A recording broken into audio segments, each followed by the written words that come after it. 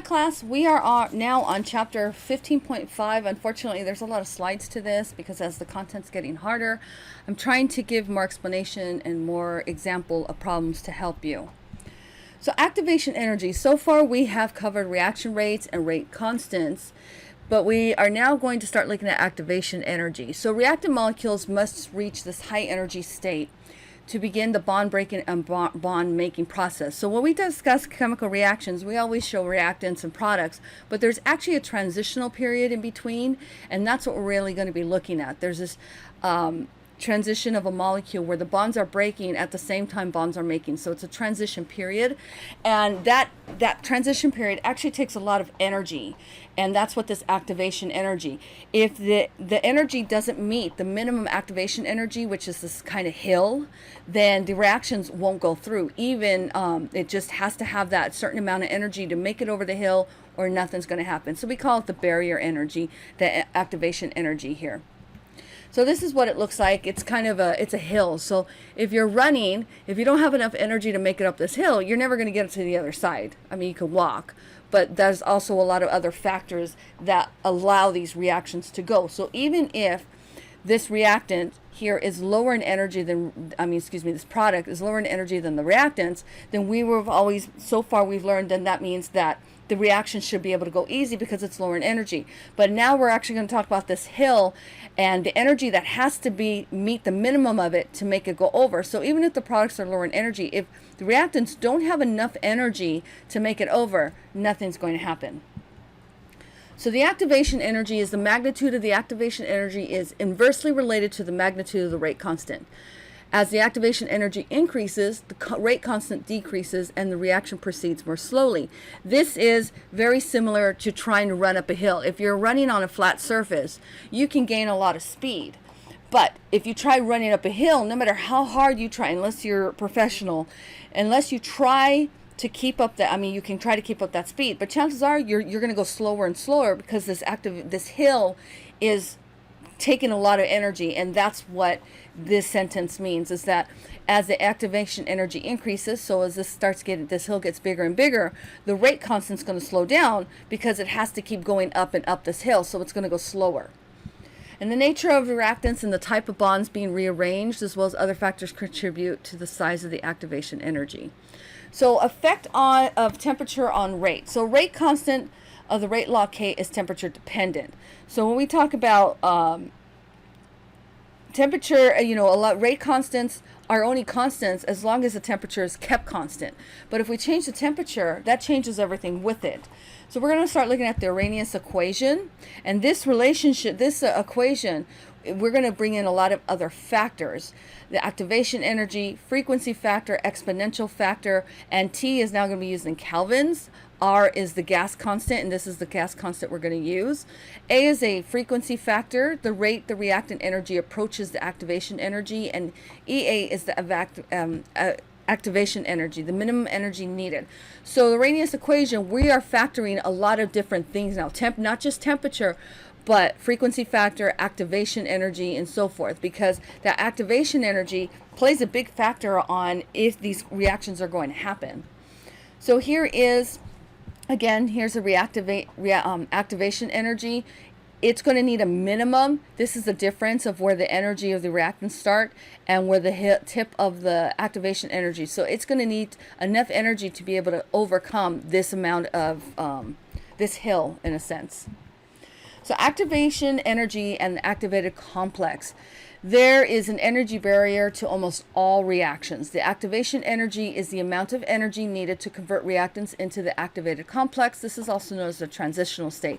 That is that complex that it has partially broken bonds and partially formed bonds. And it's always high in energy because of the partial bonds. So if you notice, it's higher in energy than reactants and the products on either side. So it takes a lot of energy for that. The transition state, molecules that have reached that transition state, they've reached the barrier energy through a successful collision, which we haven't discussed collisions yet. So it's not just always about the energy. These molecules have to collide in a specific orientation to allow the reaction to occur. So even if they have the energy, they can just bounce off each other, because if they're not in the correct arrangement, nothing's going to happen. So think of it this way: if you have a lock and key and the lock is heavy, you have to have enough energy for one to bring the key up to the lock, but that key also has to fit in that lock. And that's what exactly is a kind of similar to what we're looking at here. The transition state, again called the activated complex, is higher in energy than both the reactants and the products. The transition state has a high potential energy because the bonds are being broken, are strained, and have a lot higher energy. The number of bonds that need to be broken is useful in predicting the relative size of the reaction's activation energy. So the more bonds that need to be broken, the higher the activation energy is going to be. If you have compounds that have maybe very simple bonds to be broken, then the activation energy is going to be lower, is what this is saying. You can kind of approximate just by looking at the bonds. So here is an active energy diagram. We can see that we have NO, and we have its transition state activation, the activated complex here. So the NO, this is not no, it's NO, double bonds must break. So these bonds that are the red and the blue, they have to break, these double bonds, in order to form nitrogen and oxygen, which are separate. So these are going to have to separate, and then the blues are got to come together, and the reds have got to come together. So a new triple bond must form. A new double bond must form between the O atoms. So that's where this transition activated complex, where there are bonds breaking, but there are also bonds forming in this before it goes on to the products. All right, so draw Lewis structures for the reactants, identify the bonds that must be broken, assume all reactant bonds are broken, and predict which reaction has a higher energy. So this goes back to me telling you about, look at the bonds. How many bonds need to be broken? That's going to give you a better idea of which one's going to have the higher activation energy. So if we break this down, we see that hydrogen has one bond and chloride has one bond.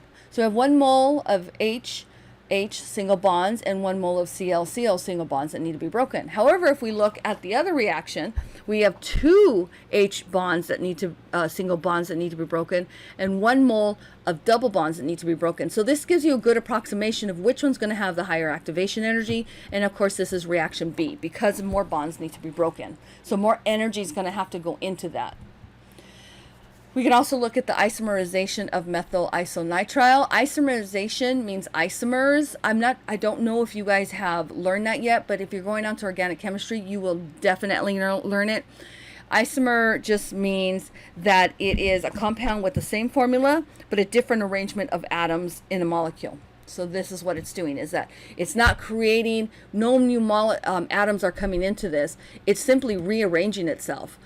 And as you see, it starts out with the blue here, which is the nitrogen, and it's going to reorient itself where now it's attached to the carbon and the nitrogen's outside of the molecule. It's more terminal, which means end. So what's going to happen here is you see the bond's going to weaken here, but this is also going to have to rotate or vibrate in order to keep vibrating and rotating until it gets to how it needs to be. So here's an energy diagram. You can see where the reactants are, and you can see that the activated complex, where the bonds are broken and yet the bonds are still attached. And then eventually it's going to go lower in energy because the compound has now rearranged itself to what the product needs to be. Thereby it's got lower energy than the reactants. So the activation energy is the difference in energy between the reactants and the activated complex. So that's that blue arrow, that's the difference. And the frequency is the number of molecules that begin to form the activated complex in a given period. So as these molecules start, in this case, they start vibrating. The more they start vibrating, the closer and closer they're getting to get to the transition state. The Arrhenius equation comes in. This describes the relationship between these factors listed and the relationship between the rate constant and the TEP. I already covered this, but we're going to look at it again. So K again is the rate constant because we're going to start doing some equations. K is the rate constant, A is the frequency factor, and EA is the activation energy, R is the gas constant, gas law constant, and T is the absolute temperature in Kelvin. So we're going to now start looking slowly into more information on this. So the one thing we really didn't cover was the exponential factor, and this is, so it's E and then what's attached here. So even though we know what these are, this E with this is called the exponential factor. It represents the fraction of reactant molecules with sufficient energy that can make it over the energy barrier. So the higher the energy barrier, meaning the larger activation energy, the larger hill, the fewer molecules have sufficient energy to overcome it. Increasing temperature will increase the molecules with sufficient energy because it's going to give energy. That increasing the temperature allows these this energy to go into these molecules, and they can vibrate more, and eventually most of them will get enough energy to go over that energy barrier. So it will also increase the reaction rate as well.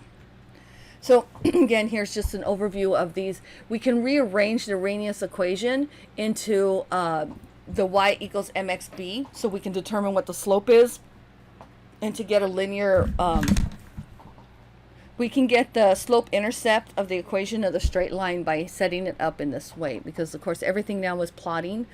So if we wanted to if you wanted to plot this, you would have to do the natural log of k versus the inverse of t, and that would give a linear and we could do the data fit and we would be able to get the equation. Okay, so again, let's cover a few things. The frequency factor A is related to how often collisions occur, to the probability that the collision will occur with the reactants in the appropriate orientation. So not only do we have to deal with the activation energy, we have to deal with collisions between these reactants, and they have to collide in the correct orientation. So the rate of collisions can be increased by increasing the concentration and, to a small extent, increasing the temperature. But only a certain percentage of the collisions will be in the correct orientation. So up until this point, we've just been talking about how products and reactants are formed, but there's actually a lot more that goes into it, having a successful reaction produce products. So the frequency factor represents the number of approaches to the activation barrier. For this reaction, the frequency factor represents the rate at which the nitrogen and carbon part of the molecule wags. So they're calling this wags, like a dog's wagging the tail, and vibrate. So the more that these starts moving, the closer and closer it's orienting itself to get into closest to the activation barrier. So all these vibrates are called the frequency factor. Every vibration's moving this closer and closer. Okay, so in addition to having the proper orientation, collisions must also have sufficient energy to overcome the activation energy. The kinetic energy of molecules is proportional to absolute temperature. So if the temperature goes up, then the energy goes up, and if the temperature goes down, then the energy goes down. The percentage of molecules with specific energy level is highly temperature dependent. That is what we were talking about with if the molecules are having problems going over the activation energy barrier. So increasing the temperature to an extent will allow more energy to go into these molecules, which will excite them enough to get over that activation energy barrier. So as activation energy increases, the percentage of molecules that have to exceed this energy decreases. So that's basically saying that higher that hill is, the less you're going to have molecules that get over it. So you can see in T1 here, T1 is a fraction of the molecules that can go over, right? So you see that the activation energy is here. But if we add temperature, so as the temperature increases, the fraction of molecules with enough energy to surmount the activation energy barrier also increases. So this is just showing that with energy, a lot more molecules will go over in comparison to one that doesn't have the temperature increase. Okay, so let's use this. Is again, we're just showing you, this is the same slide we had previously, but we're going to start doing some calculations and plotting. So if you needed to plot, it's telling you exactly what you need to plot to determine what the slope is. So if we want to determine the activation energy, which we're going to do, this is how you would get it. Okay. So two parts of the Arrhenius equation. We're also going to look at two different parts. The frequency factors indicate the number of correctly oriented collisions per unit time.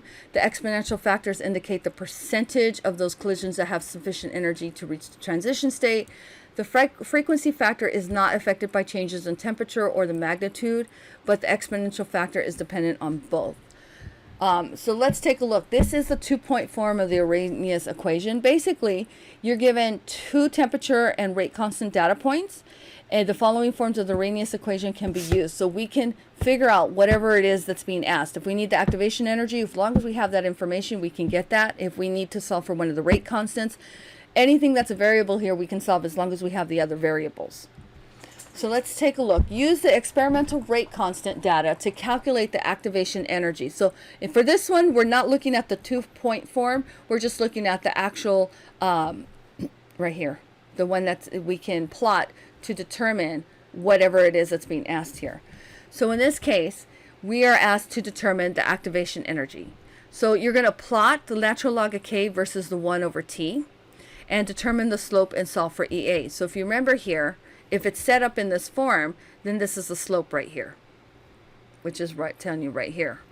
Okay, so if we set this up and plot it, we can get the data fit and we can get the equation. So we have the slope, which is the slope is equal to the negative EA over R. So it's not just giving us the slope, it's giving us more information. So we're going to need to solve for the activation energy.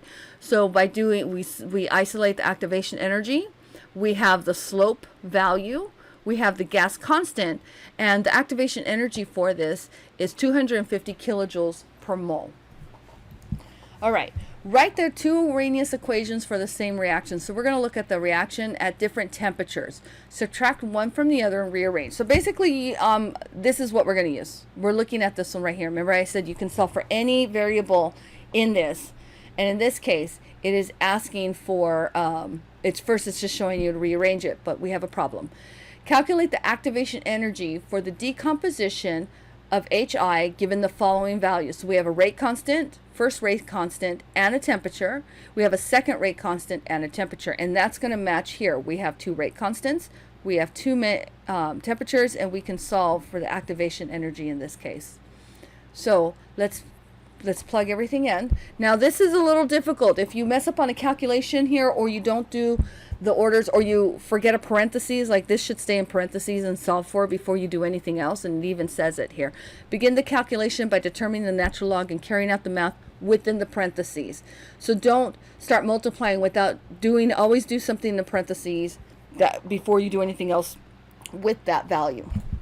So we set this up and we can start just solving it. And so we get the what's in the parentheses, and then we can start moving things around and making it easier to solve for the activation energy. We can bring that on this side, bring this back on this side. And the activation energy between these two, given with the two different rate constants and temperatures, is 218 kilojoules per mole. So we're not done, but I just want to do a quick review in case some of this seems very, there's a lot of information in each chapter. So activation energy, you can go over this. Reaction rates are affected by frequency of collisions, the percentage of collisions with appropriate orientation, and the size of the activation energy. Then we can look at the Arrhenius equation, and then there's 2-point version of Arrhenius equation. That's when you're given two rate constants and two temperatures. Or you can change any of these other variables here where you can be given some of this but not all of it, as long as you have the other variables. So like say you need to solve for the rate constant 2, K2, you can if you're given all the rest of the information. That's also used to calculate the activation energy from the example that we just showed. Okay, so here's the collision theory. According to collision theory, reactions occur when reactants collide with each other with the appropriate amount of energy and the correct orientation. So it's exactly what I said. You have to have enough energy, but it also has to be oriented in a correct way, or it just bounces off each other. So even having enough energy isn't sufficient. You need their orientation. So in collision theory, for a reaction to take place, the reactant molecules must collide with one another. Once molecules collide, they react together or they don't, depending on whether the collisions have enough energy to break the bonds that hold the reactant molecules together, and whether the reactant molecules collide in the proper orientation to create those new bonds. So effective collisions, kinetic energy. For a collision to lead to overcoming the energy barrier, the reacting molecules must have sufficient kinetic energy, which is exactly what I stated. So you see, and this is a nice picture where you can see where this has to come with into contact with this one, and if it does, a reaction will occur. But if it's not in the correct orientation, they just bounce off. Okay, so the frequency factor of the Arrhenius equation includes a term A, which is the frequency factor. This frequency factor can be broken into two terms that relate to the two factors that determine whether a collision will be effective. So you can replace the A and we can use a P and a Z. And the P is the orientation factor, and the Z is a collision frequency. So if we look here as an example, we can see that we have a reaction. But what you see is if what we want as a product is we want 2NO and we want chloride gas. This is not going to happen because it is ineffective collision. So that one's not going to, nothing's going to happen. Here's another one where it's ineffective collision, but with the green, which is the chloride, they come together. This is an effective collision. So it really does matter how the orientation of how this allows these reactions to go. So effective collisions that lead to a reaction are called effective collisions. The higher the frequency of effective collisions, the faster the reaction rate. And the collision frequency is the number of collisions that happen per second. The more collisions there are per second, the more collisions can be effective and lead to product formation. Okay, so the orientation factor, which is here, I think I actually added, this slide should have been moved up one.